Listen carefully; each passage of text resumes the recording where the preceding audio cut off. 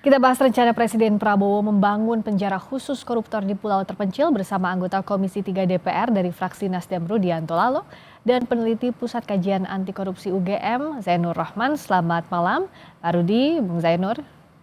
Selamat malam. Selamat malam. Iska. Ya, kalau dari Komisi 3 Pak Rudianto menanggapi atau menindaklanjuti rencana membangun penjara khusus koruptor ini, apakah urgent saat ini? Ya, tentu kalau bicara lembaga pemasyarakatan itu menjadi kemitraan dari Komisi 13. 13, betul. Komisi 3 bermitra hanya dengan lembaga penegak hukum, KPK, Polri, dan Kejaksaan. Kita menghormati tentu ide dan gagasan Bapak Presiden dalam rangka mungkin ada penjara khusus untuk tindak pidana korupsi, yang mana hari ini penjara-penjara di Indonesia seperti yang kita ketahui bersama overkapasitas ya, dan banyak kejadian napi keluar kabur kan seperti itu. Mungkin terinspirasi dari peristiwa itu sehingga ada keinginan kemudian untuk membangun penjara khusus pelaku kejahatan tindak pidana korupsi. Kita menghormati itu. Tetapi yang saya paling penting saya kira hari ini adalah, dan ini menjadi tanda tanya besar saya kira di publik, adalah bahwa di Republik ini Indonesia mungkin satu-satunya negara yang punya 3 lembaga penegakan hukum di bidang pemberantasan korupsi. Ya, kalau di negara lain, Korea Selatan, Hong Kong kemarin itu ada 2, tapi hari ini sudah terintegrasi jadi 1. Kita punya KPK, kita punya Kejaksaan, kita punya Polri, Kortas, Tipikor. Tetapi sampai hari ini diskusi yang tidak habis dibicarakan hari ini oleh publik Indonesia adalah 25 tahun sejak reformasi ini adalah kasus tindak pidana korupsi. Ini ada apa? Kok tidak bisa selesai, tidak bisa tuntas? Padahal Presiden sebagai kepala negara, kepala pemerintahan punya pedang keadilan bernama. Artinya nggak ada efek jera begitu kalau Komisi 3 melihat? Yang saya mau mengatakan hari ini adalah kita berharap para penegak hukum, KPK, pimpinan Polri, pimpinan Kejaksaan supaya duduk bersama memetakan ini konsep pemberantasan korupsi ini supaya 5-10 tahun ke depan sudah bisa Indonesia bebas korupsi. Itu yang kita harapkan. Di sektor mana Kejaksaan masuk, di sektor mana Polri masuk, di sektor mana KPK masuk, supaya mereka tidak berkompetisi, tidak terkesan berlomba-lomba mencari kasus korupsi yang nantinya mencari-cari kesalahan. Ini juga tidak dibenarkan. Tapi menemukan kesalahan tindak pidana korupsi, oke. Tapi kita tidak mau lembaga penegak hukum ini kemudian berlomba-lomba mencari kasus korupsi yang tidak ada pun diadakan misalkan. Ini kan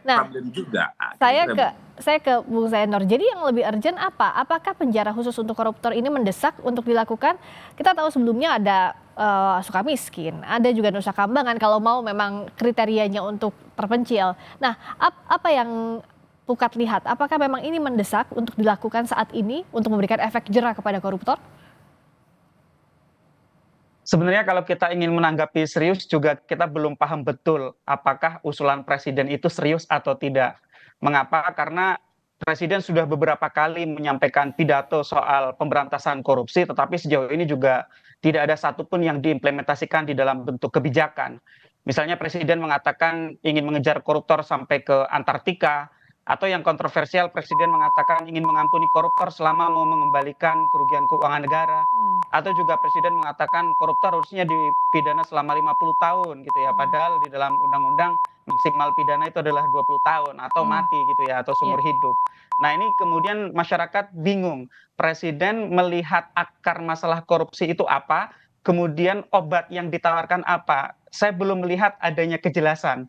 Saya khawatir yang disampaikan oleh Presiden itu lebih kepada bentuk motivasi, peringatan kepada para pembantunya untuk tidak korupsi, tetapi kemudian menggunakan metafor-metafor seperti efek jera yang sangat berat dalam bentuk pengasingan di pulau terpencil, kemudian pulau itu dikelilingi oleh ikan hiu. Nah, kalau dikatakan apakah penjara itu efektif, ya saya sangat meragukan bahwa konsep pengasingan di dalam penjara di pulau terpencil dikelilingi hiu itu akan efektif. Kita sudah punya lembaga pemasyarakatan Sukamiskin, tetapi itu tidak bisa menimbulkan efek jera. Mengapa? Karena ada korupsi di lapas Sukamiskin. Kita Ya, tahu bahwa di Sukamiskin itu di dalamnya ada fasilitas mewah, kemudian ada pemberian suap kepada petugas lapas, bahkan sudah pernah dipidana begitu ya. Sehingga problemnya itu apa? Problemnya adalah korupsi di integrated criminal justice system kita, di institusi lembaga penegak hukum kita, dari hulu sampai hilir, dari penyidik sampai pemasyarakatan. ya. Nah, ini yang seharusnya dibenahi oleh pemerintah. Pemerintah Presiden Prabowo punya waktu yang sangat pendek, hanya 5 tahun. Apa iya setiap hari hanya mau pidato tanpa ada aksi nyata? Saya berharap harusnya ada pentahapan reformasi di bidang penegakan hukum secara nyata. Saya usulkan yang pertama mulai dari kembalikan dulu independensi KPK. Itu adalah lembaga anti korupsi yang seharusnya independen, bebas dari segala intervensi dari kekuasaan manapun. Yang kedua adalah Indonesia perlu sekali untuk punya instrumen hukum yang dapat secara efektif memberantas korupsi, yaitu yang pertama adalah revisi Undang-Undang Tipikor untuk kriminalisasi illicit enrichment, Oke. yang kedua sahkan RUU perampasan aset. Nah. Nah, dua instrumen ini bisa untuk memiskinkan. Nah, yang ketiga adalah reformasi di institusi-institusi lain, yaitu khususnya adalah Polri dan Kejaksaan. Ya. Itu saya pikir kalau dilakukan dalam kurun waktu 5 tahun, saya lebih percaya akan ada hasilnya. Kita mau bangun lapas di pulau terpencil, satu biayanya sangat besar, yang kedua teman saya berseloroh, bahkan nanti pengadaan ikan hiunya pun bisa dikorupsi kalau keadaannya masih seperti sekarang begitu. Itu Mbak Friska. Oke, nah dari DPR, dari tadi usulan yang disampaikan oleh Pukat, salah satunya saja kita cuplik dulu soal revisi Undang-Undang Perampasan Aset ini kan sudah lama dibahas tapi tidak kunjung disahkan. Nah, progresnya seperti apa sih? Apakah ini tidak jadi prioritas? Misalnya kalau dibilang untuk efek jera untuk memiskinkan koruptor agar tidak mengulangi perbuatannya lagi. Wah, mohon maaf. Ya, Pak Rudi. Sorry. Ya, bisa dengar suara saya? Halo, Pak. Nah, ya. Ya. Tadi mencuplik salah satu yang disampaikan oleh Bung Zainur, salah satunya saja soal revisi Undang-Undang Perampasan Aset. Kendala pembahasannya apa? Padahal kan ini salah satu usulan agar ada efek jera untuk koruptor. Kalau kami di DPR, kalau memang menjadi keinginan pemerintah, DPR pasti setuju saja. Kalau kemudian itu menjadi keinginan bersama lintas fraksi ya, soal urgensi apakah undang-undang perampasan aset ini segera dibahas atau bagaimana. Nanti kami lihat perkembangan di badan legislasi apakah ini sudah masuk atau tidak. Yang penting bagi kami adalah kita punya 3 instrumen penegakan hukum pemberantasan korupsi. KPK, Kejaksaan, Polri. Kalau ini jalan bersama-sama saya kira murni meluruskan setiap kasus korupsi. Sekali lagi, memurnikan dan meluruskan setiap kasus korupsi, betul-betul yang terlibat disasar, bukan kemudian aktor-aktor, bukan aktor intelektualnya yang disasar, yang kena. Jadi itu jadi problem juga. Kita berharap bahwa contoh misalkan Kejaksaan Agung, dalam setiap pengungkapan kasus, kita mendengar angka-angka triliunan. Tetapi di fakta persidangan kemudian itu dimentahkan, tidak sesuai dengan bombastis pada saat pengungkapan naik sidik dengan pada saat pemeriksaan di persidangan. Belum lagi bicara soal nanti pada saat tahap penuntutan.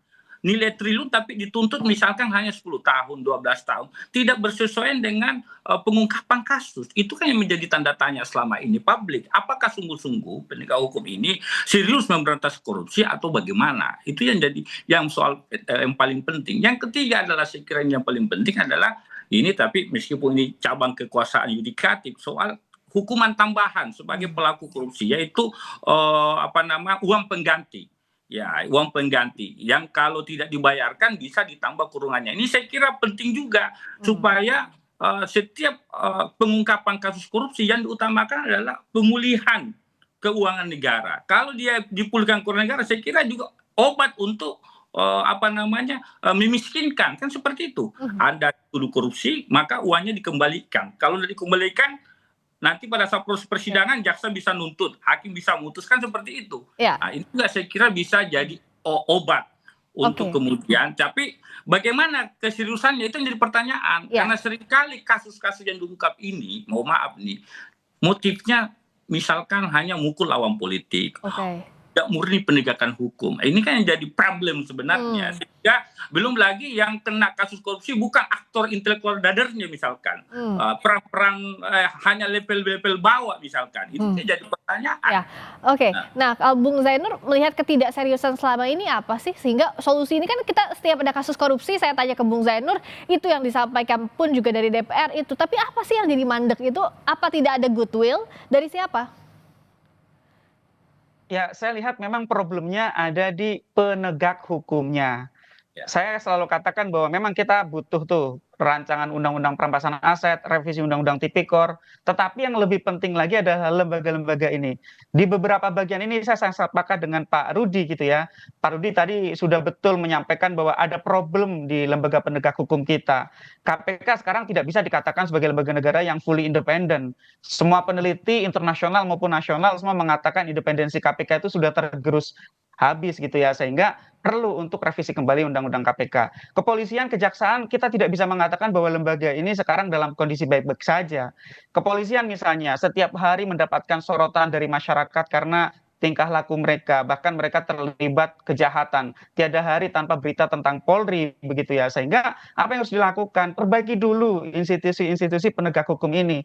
Kan bahasa kasarnya setiap hari kita bicara bahwa tidak mungkin memberantas korupsi, menyapu korupsi kalau sapunya sendiri kotor. Nah, Ya. apa yang menjadi program dari pemerintah untuk memperbaiki institusi penegak hukum ini? Sejauh ini kita belum lihat, padahal di sana harusnya ada reformasi misalnya di kepolisian, reformasi mulai dari rekrutmennya, promosi mutasi demosi, pengawasannya, kulturnya gitu ya, mindsetnya gitu ya, bagaimana perlunya penguatan Komisi Kepolisian Nasional, bagaimana perlunya penguatan Komisi Kejaksaan, bagaimana perlunya meningkatkan akuntabilitas mereka gitu. Jadi kalau pertanyaannya apakah perlu lapas khusus tipikor di pulau, itu kan artinya sedang bertanya, apakah perlu penjeraan baru untuk pelaku korupsi? Ya. Ya, penjeraan mau seperti apapun kalau lembaga penegak hukumnya masih kotor, tidak akan banyak manfaatnya. Sehingga yang lebih perlu diperbaiki pertama kali adalah lembaga penegak hukum yang di depan, Ya. yaitu mulai dari penyidik dan penuntut umumnya. Nanti kalau lembaga itu beres, yang di hilir, di ujung, di terakhir adalah pemasyarakatan. Nah, konsep pemasyarakatan di dalam KUHP yang baru itu adalah rehabilitasi, bukan pembalasan. Nah, ini juga nanti silakan diperdebatkan apakah lebih tepat menjerakan orang dalam bentuk pembalasan ya, misalnya dikurung di pulau, ataukah dimasyarakatkan, direhabilitasi. Ya. Kalau saya melihat korupsi sebagai tindak pidana yang bermotif ekonomi, yang paling tepat adalah dalam bentuk disinsentif ekonomi, yaitu apa? Pemiskinan ya. Ya. Pemiskinan Karena itu harta yang dengan dua cara. dicarinya ya Mas Zainur ya. Betul, betul. Tujuannya kan memperkaya diri, Mbak Friska, sehingga itu yang harus diberikan disinsentif. Yang pertama adalah perampasan aset hasil kejahatan, yang kedua denda gitu ya. Denda kita sangat rendah sekarang di dalam Undang-Undang Tipikor. Perampasan aset juga sangat susah. Pasal 18 Undang-Undang Tipikor itu hanya sebesar harta yang diperoleh dari hasil kejahatan. Ya. Padahal perilakunya menyebabkan kerugian yang jauh lebih besar daripada harta yang diterima. Nah, Baik. kerugian sisanya siapa yang menanggung? Negara. Ya. Nah, ini harusnya juga dibebankan kepada pelaku. Itu Mbak Friska. Iya, dan langkah-langkah ini bisa dilakukan kalau memang ada itikat baik dari para pemangku kepentingan, termasuk juga soal tadi perbaikan penegakan hukum, para penegak hukum, ya sama-sama antara mitra kerja juga dari DPR mengawasi, termasuk juga koalisi masyarakat sipil juga harus mendorong agar ada efek jerah bagi para koruptor. Terima kasih atas waktunya. Terima kasih. Pak Rudianto Lalo, anggota Komisi 3 DPR fraksi Nasdem. Terima kasih juga Mas Zainur Rahman, peneliti Pukat UGM.